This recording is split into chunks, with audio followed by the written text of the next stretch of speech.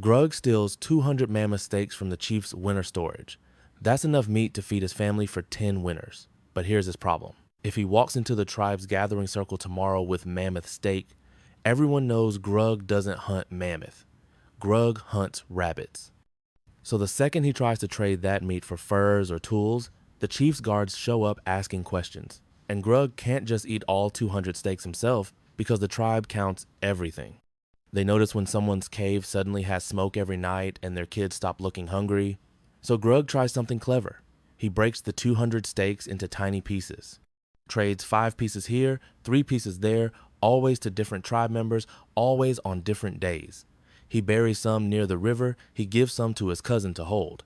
He even trades 20 pieces for a small cave on the edge of the territory that he never actually sleeps in.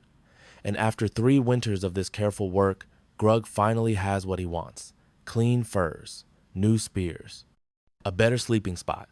But now the whole tribe is doing it, because the real insight wasn't that Grug stole meat, it's that the system of tracking meat in the tribe only works if everyone's too lazy to hide it properly.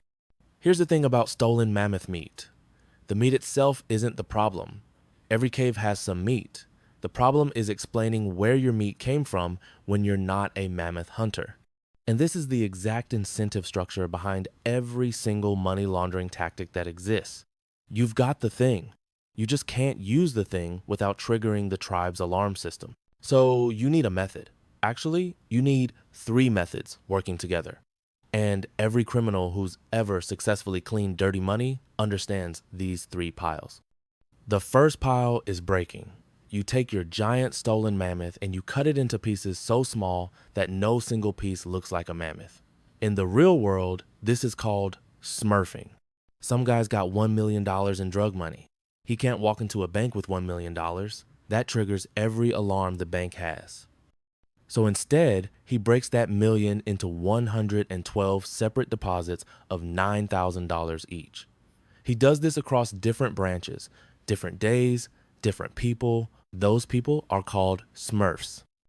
And yes, just like the little blue creatures, except instead of singing in mushroom houses, they're quietly feeding ATMs across 6 different states with carefully counted stacks of cash. Smurfing works because the banking system has a threshold. In the United States, any deposit over $10,000 gets reported to the Financial Crimes Enforcement Network. So you stay at 9,000, or 9,500, or 8,800. You stay under the line. And if you spread it out enough, the system doesn't notice you're reconstructing a mammoth 1 leg at a time. But now you've got 100 small piles of meat in 100 different caves. That's still suspicious if anyone connects them. So you need the second pile, movement. This is called layering. You take those 100 small piles and you move them around so many times that no one can trace them back to the original mammoth. You wire money from one account to another, then convert it to euros, then wire it to Singapore, then back to Miami through a shell company, then into cryptocurrency. Then out of cryptocurrency into a business account in Panama. Then you use that Panamanian business to pay a fake invoice to your cousin's company in Nevada. The goal isn't to make the money disappear. The goal is to make the path so complicated that investigators give up trying to follow it. It's like if Grug took his 20 stolen steaks, traded them to his cousin for fish. His cousin traded the fish for furs. Those furs went to another tribe for tools. Those tools came back as clay pots. And suddenly, Grug's sitting there with clay pots and nobody can remember where the original steaks went. The paper trail is so twisted that even Grug barely remembers. And that's the point. Now comes the third pile, blending. You've broken up the mammoth, you've moved the pieces through 6 different caves. Now you need to mix them back into the tribe's normal food supply so they look like meat you hunted yourself. This is called integration. You take that cleaned, layered money and you reintroduce it into the economy as if it came from a legitimate source. How? You buy real estate and flip it. You claim it as business income from a company you own. You report it as gambling winnings from a casino that doesn't track small wins. You use it to buy stocks. You loan it to yourself from a company you control and then pay yourself back. Once it's integrated, that money can buy anything. A house, a car, a seat at a political fundraiser, and nobody suspects it started as stolen mammoth because by this point, it's been so thoroughly mixed with regular rabbit meat that even forensic accountants can't tell the difference. So those are your three piles: breaking, moving, blending, and every tactic criminals use is just a variation on these three moves. Let me show you how they scale. The simplest version is the fake hunting business. Let's say Grug opens a berry selling stand at the edge of the forest. On a normal day, Grug's stand sells 30 baskets of berries for 1 stone each. That's 30 stones of real income. But on Grug's records, he reports selling 70 baskets. That extra 40 baskets, that's not berry money. That's stolen Mammoth money. He just quietly slipped it into the pile, deposited it like he earned it, and boom, clean stones. From the outside, Grug's berry business looks legitimate. He's paying the tribe's tribute. He's hiring helpers.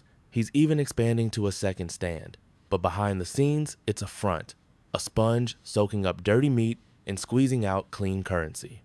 This works in the real world with cash-intensive businesses: laundromats, car washes, nail salons, bars, restaurants, any business where most customers pay in cash and nobody keeps perfect count. You say you served 200 customers tonight when you really served 80. You deposit all the cash, you pay taxes on the inflated number, and now your drug money is business income. The brilliance is in the boredom. Nobody audits a pizza place for having a busy Friday. Nobody flags a barbershop for a sudden boost in haircuts. Unless someone physically counts every pizza, every haircut, every load of laundry, it's impossible to tell what's real and what's covering up stolen Mammoth. And sometimes these businesses don't even pretend to be good. The berries are rotten. The stand is in a terrible location. But it stays open for years because the profit isn't from berries. It's from what the berry stand lets you hide. Now let's scale up. Grug's not just trading meat inside his own tribe anymore. He's trading across tribes. And this is where it gets really interesting. Because when you cross tribal borders, the tracking systems get weak. Let's say Grug's tribe is in the Southern Valley, and there's another tribe in the Northern Hills. Grug sets up a fake trade agreement. On paper, he's shipping 100 premium furs north in exchange for 200 stone tools. He writes up an invoice, the Northern tribe's traders confirm receipt, money moves between the tribes. Except here's the trick: Grug only shipped 20 furs. Or he shipped 100 furs, but they're low-quality rabbit pelts, not the premium wolf furs he claimed. The invoice says premium wolf. The crate gets waved through at the border. And the payment? That's dirty money moving between tribes disguised as legitimate trade. This is called trade-based money laundering. You over-invoice, you under-invoice, you lie about quantity. You lie about quality? You ship empty containers and claim they're full? You ship full containers and claim they're empty? The paperwork justifies massive transfers of value across borders, and customs can't open every crate to verify. In the modern world, this happens constantly. A shell company in Dubai invoices a shell company in Singapore for 50,000 luxury handbags. The container has 5,000, or none. But the invoice is real, the wire transfer is real, and now $5 million in drug money just moved internationally, looking like a normal business transaction. It's not just criminals. Entire corporations have been caught doing this, sometimes knowingly, sometimes not. Because global trade is so complex, so paperwork heavy, that the gaps between price and reality are wide enough to drive a stolen mammoth through. But you might be thinking, okay, that works for moving money between tribes, but what if Grug needs to move money between tribes without the money ever physically crossing the border? Because physically moving stolen mammoth meat across tribal territory is risky. Guards check caravans, trails get watched. So criminals invented a system where the meat never moves, but the ownership does. This is called the black market peso exchange. And it's so elegant it makes regular laundering look primitive. Here's how it works.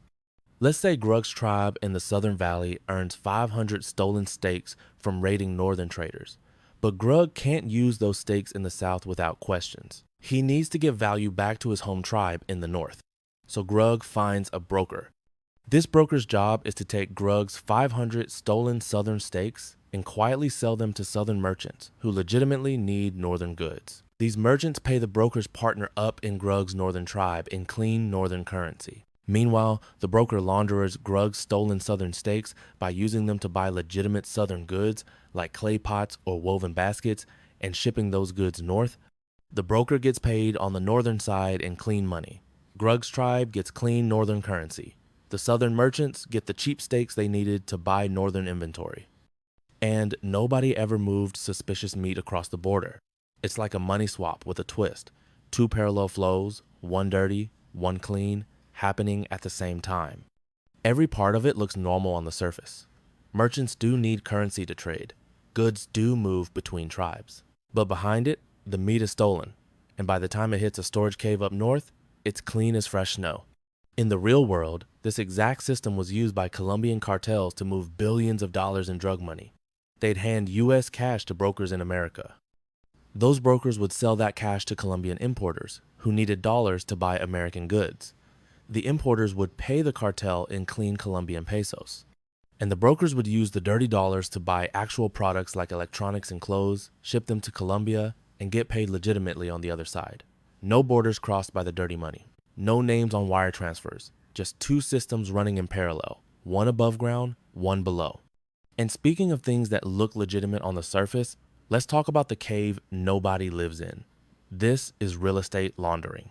Grug takes his cleaned money and buys a massive cave on the hill overlooking the river. He pays 3,000 stones for it. That's a huge amount. But here's the thing. Nobody questions big purchases in real estate, especially when the purchase is made through a holding entity that Grug controls but doesn't directly own.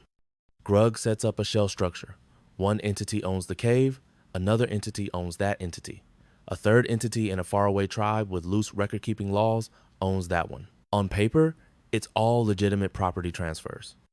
In reality, Grug just moves stolen Mammoth money into an asset that will either appreciate in value or can be sold later to himself through another shell structure. And when he sells it, that's capital gains. Clean money. Legitimate profit from a smart investment. The cave might sit empty for years. No smoke from the fire pit. No footprints in the dirt. Because it's not a home, it's a hiding place for value.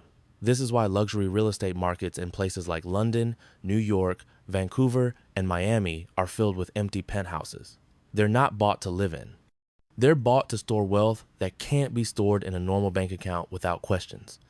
The property values are subjective. Prices fluctuate. And in many jurisdictions, the real owner can stay completely anonymous behind layers of shell companies. So when investigators try to figure out who actually owns the $50 million apartment that's been dark for 3 years, they find a company registered in Panama, owned by another company in the British Virgin Islands, managed by a law firm in Switzerland that won't return calls. Those shell companies, they're the backbone of the whole system. A shell company is the ultimate tool. It looks like a real entity. It has a name, maybe a website, a bank account, but no employees, no office, no actual business. It exists on paper, and that's exactly why it's so powerful. Grug sets one up in a tribe that doesn't ask questions. That entity opens a bank account. Grug moves money through it. Maybe it pays another company Grug also owns. Maybe it receives fake consulting fees for work that was never done. On paper, everything is documented. In reality, Grug's just bouncing stolen meat between empty structures. And the brilliance is in the layering. One shell owns another. That one owns a cave. That one receives a wire from a third shell in a different tribe. By the time anyone tries to follow the meat, they're tangled in a spider web of paperwork and nominee directors who sign documents but have no idea what the company actually does. Shell companies aren't illegal. Plenty of legitimate businesses use them for privacy or tax efficiency.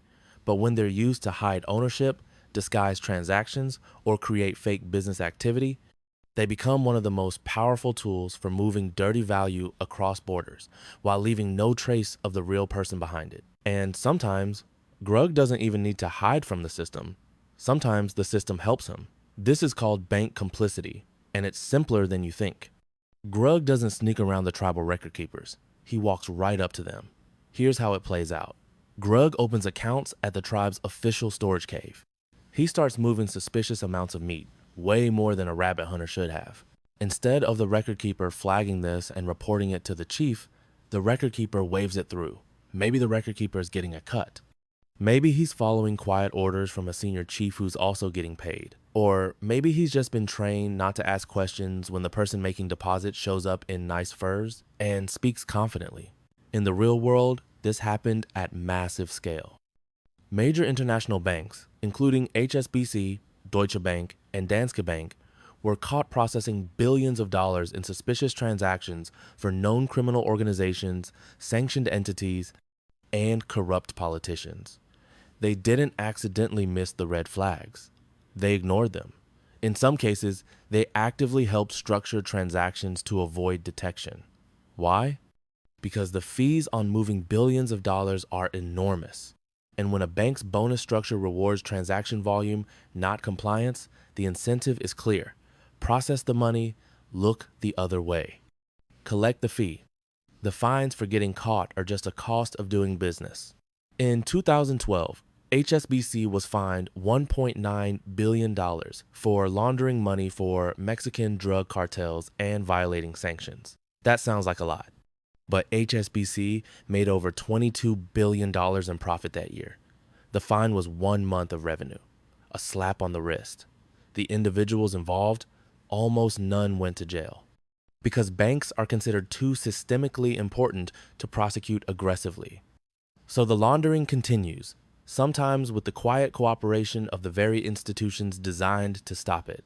And if Grug really wants to make his money invisible, he goes offshore. This is the classic move. An offshore account is just a storage cave in another tribe's territory, usually in a place known for secrecy and minimal questions. The Cayman Islands, Switzerland, the British Virgin Islands, Panama. These places don't share information easily, they don't require you to reveal who owns the account, and their laws actively protect financial privacy. So here's the play. Grug sets up a shell company in one of these secrecy tribes. That company opens a storage account. Dirty meat gets transferred in. From there, it can go anywhere, into trade goods, into property, into lending agreements. And since the company name is on the account, not Grug's, good luck connecting it back. The real power of offshore banking isn't just hiding the meat, it's hiding the owner. Grug can have a cave in one tribe, a hunting ground in another, and a storage pile in a third, all technically owned by companies in places where no one's allowed to see who's behind the structure. It's legal to have offshore accounts. But when they're used to disguise the source of wealth, they become the perfect vault, a layer of fog so thick that even the chief's best trackers can't see through it. Let me give you a real scenario with actual numbers so you can see how this plays out. It's 2008. A guy we'll call Miguel runs a mid-sized cocaine distribution network in Miami. In 1 year, he moves about $12 million in cash. That's $12 million in small bills, dirty and completely unusable in any legitimate context. Miguel can't deposit it, can't wire it, can't even spend it on anything big without triggering alerts. So here's what he does. First, he hires 32 Smurfs. Each Smurf makes structured deposits of $8,000 to $9,500 at different bank branches across South Florida. Over 18 months, they moved the $12 million into the banking system in 287 separate deposits. That's the breaking phase. Now the money's in the system, but it's still traceable if anyone connects the deposits.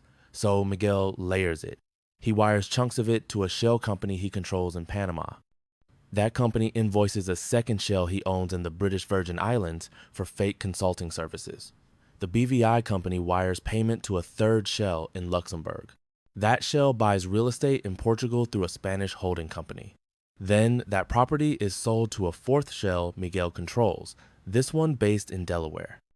The sale generates a $500,000 profit on paper. That profit gets wired back to Miguel's U.S. business account as investment income from international real estate. Over 3 years, Miguel successfully integrates $11.2 million of the original 12. He pays taxes on portions of it. He reports it as income. He buys a house, a boat, and a minority stake in a Miami restaurant. And unless investigators spend months untangling shell companies across 6 jurisdictions, it's almost impossible to connect that restaurant investment back to the original cocaine cash. The system worked. Miguel used all 3 piles, breaking through smurfing, moving through layering across international shells, blending through integration as real estate profit. The remaining $800,000, he lost that to fees, smurf payments, and the cost of setting up and maintaining shell structures. That's the overhead of cleaning money, an $800,000 cost of doing business. Now here's the part that's going to make you uncomfortable. At some point, The shaman who's supposed to track all this meat in the tribe realizes he has a choice. He can spend all day trying to catch grug, or he can just take a small cut and let grug keep moving meat. Because here's the thing, the shaman's incentive isn't actually to stop grug. The shaman's incentive is to look like he's trying to stop grug while keeping the overall system stable enough that the tribe doesn't collapse. If the shaman catches grug, he has to admit the system failed. He has to explain to the chief how someone moved 200 stolen steaks through tribal storage without anyone noticing. That's embarrassing. That gets the shaman replaced. But if the shaman just quietly takes a few steaks as tribute and lets grug continue, everyone wins. Grug gets to keep laundering. The shaman looks competent. The chief doesn't have to deal with a scandal. And the system keeps running. This is the actual incentive structure in financial regulation. It's not that regulators want money laundering. It's that aggressively prosecuting it destabilizes the institutions they're supposed to protect. But now you're asking yourself, if this system is so broken, why doesn't someone fix it? And the answer is that the brokenness is a feature, not a bug. Because the same tools criminals use to launder money are the exact tools wealthy people use for tax optimization, privacy, and asset protection. Shell companies, offshore accounts, real estate holding structures, trade-based invoice manipulation. These aren't criminal innovations. They're legitimate financial tools that criminals borrowed because they work. And any regulation strong enough to stop money laundering would also make life significantly harder for every multinational corporation, every wealthy family office, and every hedge fund that relies on these structures. So the regulations exist. They're just weak enough that they mostly catch the stupid and the unlucky. The smart ones? They hire lawyers and accountants who know exactly where the lines are and how to stay just on the legal side. And that gap between what's technically legal and what's obviously dirty is where billions of dollars flow every single year. So here's what you need to understand. First takeaway, the system isn't designed to catch money laundering. It's designed to look like it's catching money laundering while preserving the financial structures that make laundering possible in the first place. Every tactic I just described works because there's a gap between enforcement and incentive. And that gap will never fully close because closing it would hurt too many legitimate interests. Second takeaway, complexity is the weapon. The reason these schemes work isn't because they're clever, it's because they're tedious. Investigators have to follow money through shells, across borders, through invoice mazes, and by the time they untangle it, the statute of limitations has passed or the target has moved to a non-extradition country. The defense isn't sophistication, it's exhaustion. Third takeaway, the meat always piles up somewhere. You can break it, move it, and blend it all you want. But at some point, it has to turn into something usable. A cave, a spear, a pile of furs. And that's the only moment where it's truly vulnerable, which is why the smartest launderers never actually spend the money. They just use it as collateral for loans from banks that don't ask questions, live off the loan proceeds, and let the dirty money sit forever in an offshore entity that technically doesn't belong to them. The fire always goes out when you stop feeding it. But the tribe's Dilu keeper isn't watching the fire. He's watching the smoke. And as long as the smoke looks normal, nobody checks what you're actually burning.